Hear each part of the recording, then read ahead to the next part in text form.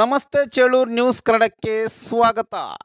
ದಾನಿಗಳಿಂದ ಶಾಲಾ ಮಕ್ಕಳಿಗೆ ನೋಟ್ಬುಕ್ ಮತ್ತು ಲೇಖನ ಸಾಮಗ್ರಿಗಳು ವಿತರಣೆ ಹಾಗೂ ಜಿಲ್ಲಾ ಉತ್ತಮ ಶಿಕ್ಷಕಿ ಪ್ರಶಸ್ತಿಗೆ ಭಾಜನರಾದ ಸರಸ್ವತಮ್ಮ NIVK ರೆಡ್ಡಿರವರಿಗೆ ಅಭಿನಂದನಾ ಕಾರ್ಯಕ್ರಮ.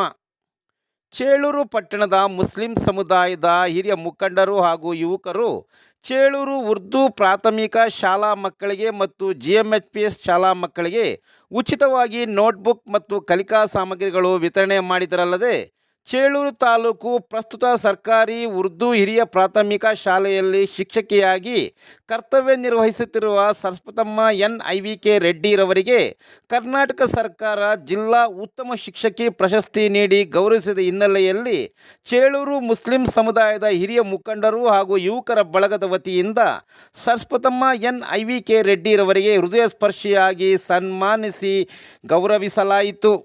ಈ ಸಂದರ್ಭದಲ್ಲಿ GMHPS ಶಾಲೆಯ ಮುಖ್ಯ ಶಿಕ್ಷಕ ನಾಗರಾಜ್ L ಮುನ್ರೆಡ್ಡಿ MV, ಅತಿಥಿ ಶಿಕ್ಷಕರು, ಸಹ ಶಿಕ್ಷಕರು, ಮುಸ್ಲಿಂ ಸಮುದಾಯದ ಯುವ ಮುಖಂಡರು, ಮಕ್ಕಳು ಹಾಜರಿದ್ದರು.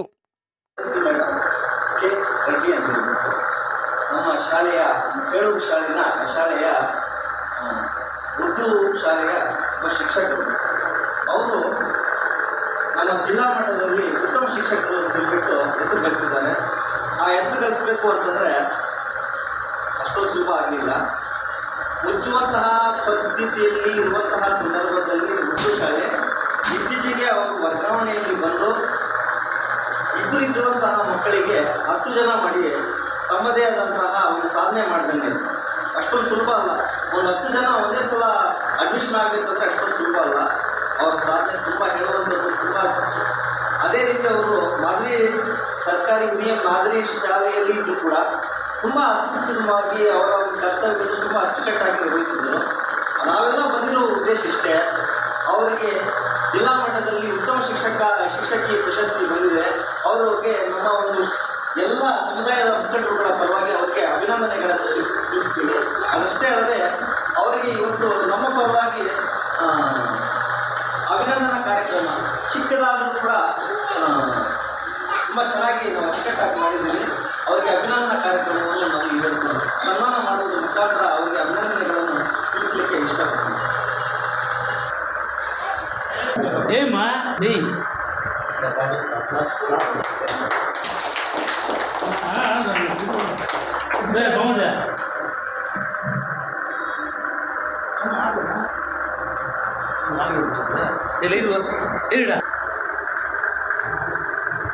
ನಮ್ಮ ಪಕ್ಕ ಹತ್ತು ಕೂತಿರ್ತಾನೆ ರಿಸರ್ವ್ ಪಕ್ಕ ಕೂತಿ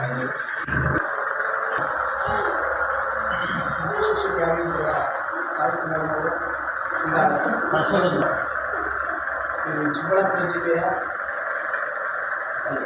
ಪುರಸ್ಕಾರವನ್ನು ಪಡೆದಿದ್ದಾರೆ. ಇದು ನಮ್ಮ ಊರಿನಿಂದ ಹೆಮ್ಮೆಯ ಕೇಳಕ್ಕೆ ನಮಗೆ ಹೆಮ್ಮೆ ಮಾಡಿ. ಹಾಗೂ ಈ ಉರ್ದು ಶಾಲೆಯಲ್ಲಿ 0% ಯಾರು ಮಕ್ಕಳೇ ಇರಲಿಲ್ಲ.